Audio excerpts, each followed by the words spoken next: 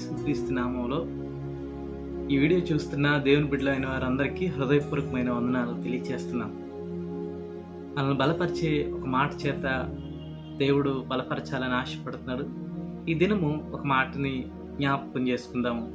ఆ మాట ఏదనగా మత్తయి సువార్త 9వ అధ్యాయము 24వ వచనం నుండి మాటను నేను మీకు జ్ఞాపకం చేయాలని ఆశపడుతున్నాను. ప్రియమైన దేవుని బిడ్డలారా, అక్కడ జన సమూహమును చూచి ఆయన స్థలమియుడి అనే మాటను మనం అక్కడ చూస్తున్నాం.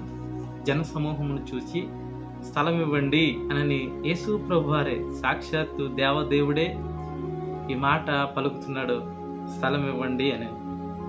ఆ పై వచనాలు చూస్తే అక్కడ జనము ఏ రీతిగా గుంపు కూడి ఉన్నారో, పిల్లను గురువులు వాయించేవారును అలాగే గొల్లు చేసేవారును వీళ్ళందరితో నిండిపడిపోయి ఉన్న స్థలంలో యేసు ప్రభువారు వచ్చి ఒక మాట పలుకుతున్నారు. అదేంటి అనగా స్థలము ఇవ్వండి అని. ఎక్కడ స్థలం ఇవ్వాలి ఆయనకి? ఒక మాట వస్తే కీర్తనకారుడు ఒక మాట పలుకుతాడు. ఏంటో తెలుసా? భూమియు దాని సంపూర్ణతయు నీవే కదా అంటాడు. భూమిలో ఉన్న సమస్తము ప్రభువే. ఆయన అడుగుతున్న మాట అంటే ఈ లోకములో స్థలం ఇమ్మని అడుగుతున్నాడా ప్రభు? కాదు. నా హృదయాల్లో యేసు ప్రభు గనక స్థలం ఇస్తే దేవుడు చేసే అద్భుతము చాలా గొప్పగా ఉంటుంది. అక్కడ సమాజ మందిరపు అధికారి యేసు ప్రభు వారిని వేడుకుంటాడు. నా కుమార్తె చనిపోయింది, నువ్వు వచ్చి నా కుమార్తె మీద చేతులుంచితే తప్పకుండా నా కుమార్తె బ్రతుకుతుంది అనే విశ్వాసంతో ఆ యొక్క సమాజపు అధికారి, మందిరపు అధికారి రమ్మని యేసు ప్రభు వారిని బ్రతిమలాడుతున్నారు.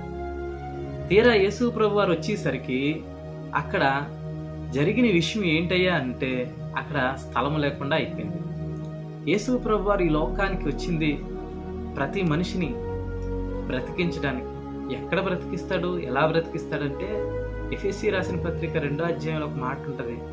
మీరు మీ పాపముల చేత అపరాధముల చేత చచ్చిన వారై ఉండినప్పుడు క్రీస్తు యొక్క మహిమ మిమ్మల్ని బ్రతికించడానికి, క్రీస్తులో మిమ్మల్ని బ్రతికించడానికి దేవదేవుడు నరరూపధారిగా ఈ లోకానికి వచ్చాడని మనం చూస్తాం. ఆ సందర్భాన్ని చూస్తాం. మనం క్రీస్తుతో బ్రతికించబడాలని, బ్రతకడం వల్ల ఆ కుటుంబానికి యేసు ప్రభువుకి స్థలం ఇవ్వడం ద్వారా ఆ కుటుంబానికే మేలు జరుగుతుంది. ప్రియమైన దేవుని బిడ్డలారా, కనుక ఇక్కడ సమాజ మందిరపు అధికారి రాగానే ఆ గొల్లు చేసేవారు లేదా పిల్లను గురువు వాయించేవారు వాళ్ళ వల్ల ఏమైనా ప్రయోజనం ఉందంటారా? ఉదయం మొదలుకుని ఒక నెల రోజులు వాయించారనుకోండి, కుమార్తె బతుకుతుందా?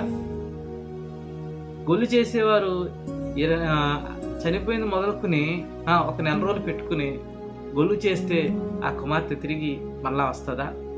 రాదు కదా.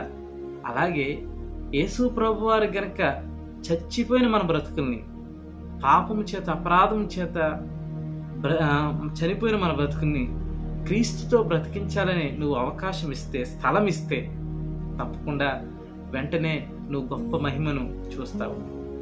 నేటి దినాల్లో మనుషులు దేనికి స్థలం ఇస్తున్నారా అంటే దేవునికి తప్ప ప్రతి దానికి అవకాశం ఇస్తూనే ఉన్నారు.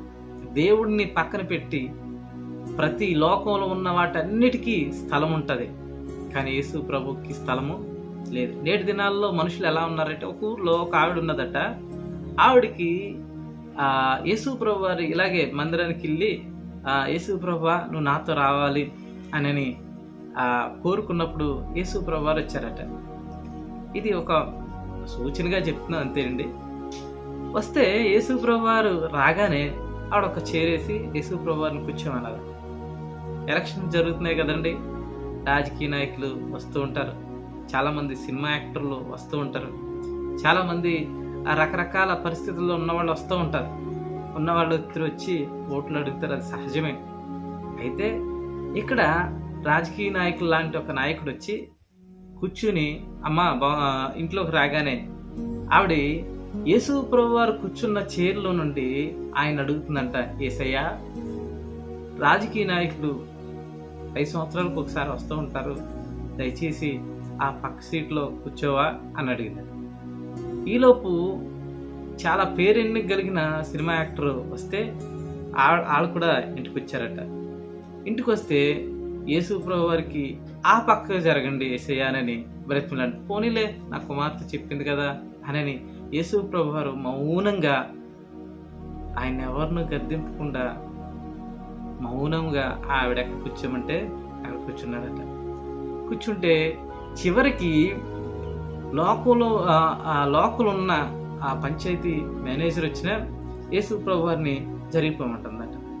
జరిగిపోమని చివరికి ఎలా అయిపోయింది అయ్యా అంటే యేసు ప్రభు వారిని బయటికి నెట్టేసి మిగతా వాళ్ళందరి చేత నిండబడిపోయిందట. ప్రియమైన దేవుని బిడ్డ, మనం ఆలోచించండి. నేటి దినాల్లో ప్రస్తుత క్రైస్తవులు యేసు ప్రభు కంటే ఈ లోకానికి ప్రాధాన్యత ఇచ్చేవారు లేరంటారా? యేసు ప్రభు కంటే లోక సంబంధమైన ఆచారాలకి ప్రాధాన్యత ఇచ్చేవారు లేరంటారా? యేసు ప్రభు కంటే ఈ లోకంలో అధికమైన ప్రేమను ఈ లోకాన్ని చూపించేవారు సమాజం లేదంటారా? ఇక్కడ యాయీరు కుమార్తె చనిపోయినప్పుడు విశ్వాసంతో ఒకటే అడిగాడు యేసు. అక్కడ ఉన్న ఆయన అధికారే, చాలా మంది అధికారులు రమ్మంటే వస్తారు, కానీ వాళ్ళ వల్ల ప్రయోజనము లేదు. నా జీవితాలకి యేసు ప్రభు ఒక్కడే ప్రయోజనం కలగజేసే ఏకైక దేవుడు. యేసు ప్రభు ఒక్కడే మనకి విమోచన కలగజేసే దేవుడు. యేసు ప్రభు ఒక్కడే నిత్య జీవానికి నడిపించే ఏకైక దేవుడు. కనుక ఆయన అడుగుతున్నాడు, జాలి కలిగిన హృదయంతో, జాలి కలిగిన మనసుతో నీ వైపు చేతులు చాచి పిలుస్తున్నాడు. ఏంటంటే నాకు స్థలం ఇయ్యండి. ఇంతవరకు వేటివేటుకో స్థలం ఇచ్చుకుంటూ వెళ్ళిపోయావేమో. యేసు ప్రభు ప్రేమ కలిగిన మాట చేత నువ్వు లోబడు. తప్పకుండా నీ జీవితంలో అద్భుతము, మహా అద్భుతము దేవుడు చేయబోతున్నాడు. కనుక లోకంలో ఉన్న వాటిని, ఈ లోక స్నేహము దేవునికి వైరము అని బైబిల్ చెప్తుంది. ఈ లోక స్నేహము అలాగని స్నేహం చేయొద్దండి అంటారా? చేయండి, స్నేహం చేయండి. కానీ అన్నిటికంటే దేవునితో స్నేహం చేసేవాడిగా, దేవునికి స్థలం ఇచ్చేవాడిగా ఎప్పటికప్పుడు చెక్ చేసుకుంటూ ఉండాలి మన హృదయాన్ని. నా హృదయంలో యేసు ప్రభుకి ఎంత స్థానం ఉంది అని నేను పరీక్షించుకోగలిగితే యేసు ప్రభు సూటిగా తేటగా నీతోనే మాట్లాడుతున్నాడు. ప్రభు నిన్ను బలపరచుకోవాలనే దేవుడు ఆశతో స్థలం ఇమ్మని కోరుతున్నాడు. ఇస్తావా ఈరోజు?